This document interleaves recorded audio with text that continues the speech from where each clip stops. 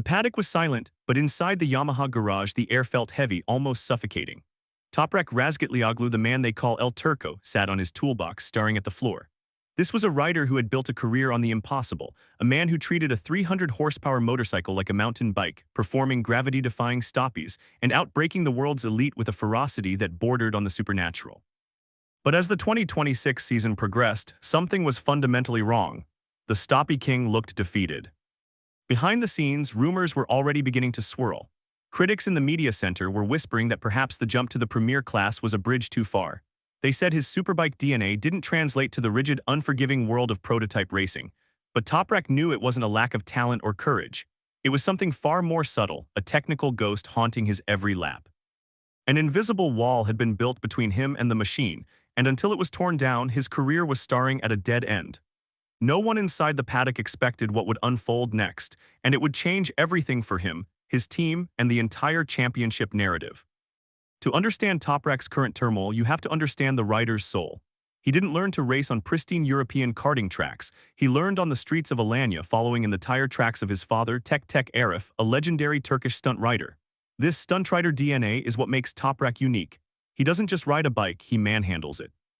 He relies on an almost telepathic connection with the front tire, a sensation that allows him to balance the bike on its nose while traveling at speeds that would make most riders' hearts stop. But when he transitioned into the high-stakes 2026 project, he hit a DNA collision. The prototype machine was a precision instrument, but it felt like a cage. In the opening rounds, the frustration was palpable. Every time he tried to apply his signature late-braking style, the bike resisted. It wasn't about engine power or electronics, it was a physical rejection. Inside the garage, the tension was rising. While engineers pored over gigabytes of telemetry data looking for a digital solution, Toprak was looking at his own hands. He felt restrained, unable to exert the leverage he had used since he was a child. The bond was broken, and the Turkish sensation was beginning to feel like a passenger on his own motorcycle. The real culprit was eventually identified, but it wasn't a faulty sensor or a cracked chassis. It was ergonomic, specifically the handlebar angle. In the world of high-performance racing, a difference of just 2 or 3 degrees in handlebar sweep can be the difference between a podium and a crash. Toprak's handlebars were bent too far back, angled toward his body. To a casual observer, it looked like a minor detail, but for a rider who lives on the limit of front-end grip, it was a catastrophe. This swept-back position was locking his wrists into a suboptimal angle. Under the extreme g-forces of braking from 200 mph, he couldn't get the leverage needed to manhandle the bike into the apex. His body couldn't work in sync with the machine. His elbows were tucked too tight, restricting his movement and preventing the vital weight transfer to the front of the bike. He was fighting the ergonomics of the bike just to stay on track, leaving him with zero mental capacity to fight his rivals. But behind that calm expression in the press conferences, a plan was being hatched to reclaim his identity. Yet, the real turning point happened away from the cameras, in a quiet moment of technical realization that would risk everything. The pressure wasn't just physical, it was political. The paddock is a place of short memories and long shadows. Every time Toprak finished outside the top 5, the ghost of BMW was brought up. After his historic title run with the German manufacturer, many saw his move back to a Yamaha-linked project in the premier class as a massive gamble. The narrative was shifting. Was Toprak just a superbike specialist who couldn't handle the stiffness of a prototype? Inside the garage, a rift was forming. Some lead mechanics believed the issue was the engine's power delivery, while others pointed to the new aero packages. The handlebar theory was seen by some as a desperate excuse from a rider losing his edge. The psychological weight of these expectations was immense. According to insiders, Toprak was beginning to isolate himself, spending hours staring at the cockpit of his bike, obsessed with the geometry of the metal bars he gripped. He knew that if he didn't prove his theory right, his reputation as a generational talent would evaporate before the mid-season break. Toprak isn't a man who waits for permission. Knowing that the upcoming race at Jerez could make or break his season, he made a bold executive decision. He would arrive at the circuit early, bypassing the standard schedule to force a technical showdown. He demanded a radical reconfiguration of the cockpit. The bars were to be widened and opened up, flaring them outward to give his arms the wingspan they needed to control the bike's aggression. This was a massive gamble. A wider handlebar changes the entire aerodynamic profile of the rider, potentially losing precious kilometers per hour on the straights. It also changes the rider's center of gravity. If Toprak was wrong, he wouldn't just be slow, he would be dangerous, risking a high-speed tank slapper or losing the front end entirely. The team agreed, but the air was thick with skepticism.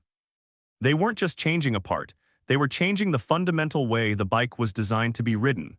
However, the twist that followed would change the championship narrative entirely. The Circuito de Jerez is the ultimate testing ground. Its technical layout, a brutal combination of fast sweepers and hard-braking hairpins, demands perfect front-end balance. If a setup works at Jerez, it works everywhere. In those initial unofficial testing sessions, the atmosphere was electric. Every lap was a process of exploration. Telemetry data started flowing into the monitors, and for the first time in months, the lines on the graph started to look like the old Toprak. He wasn't just hitting his marks, he was attacking them. With the wider bars, he finally had the leverage to muscle the bike into the corners. The wrist pain was gone, replaced by a renewed sense of control. Paddock whispers suggested that his corner entry speeds had jumped significantly within just 10 laps. The bike felt alive again, but as always in racing, solving one problem often unearths another. The engineers noticed something concerning in the high-speed telemetry, a vibration that hadn't been there before. Despite the technical concerns from the engineers, the emotional shift in the garage was undeniable. The smiling Toprak, the joker who could win a race and then do a burnout on the podium, was back. His body language in the paddock had transformed from a man carrying the weight of the world to a predator who had just found its claws. He was no longer a passenger, he was the pilot. This psychological advantage is what separates legends from the rest of the grid. By fixing a minor ergonomic detail, the team had unlocked the rider's confidence. He was braking 5 meters later into the dry sack corner, trusting that the front tire would hold because he could finally feel the feedback through his palms. But the question remained. Would this Stunt-Rider setup hold up over a full race distance, or would the increased physical demand of the wider bars lead to a late race collapse? The saga of the handlebar angle at Jerez has become a case study in modern racing. It proved that in an era of hyper-complex electronics and aerodynamic wings, the most important interface is still the human one. Toprak didn't need more horsepower, he needed to be unlocked. One small adjustment, a few degrees of metal, had reignited the potential of an extraordinary rider and silenced the critics who claimed he was a superbike-only talent. The 2026 season-defining moment wasn't a crash or a podium, it was a technical correction made in the shadows of a garage. Toprak Razgatlioglu had found himself again, but the paddock is a shark tank and his rivals Bagnaia, Martin and Acosta were watching his sector times with growing concern. They knew that a happy Toprak is the most dangerous man on two wheels, yet this was only the beginning of a far bigger storm. The true test wasn't the test at Jerez. It was the upcoming race where he would have to prove that his new style could survive the heat of a 25-lap battle. What happened after that left even his closest team members stunned, and the world is waiting for the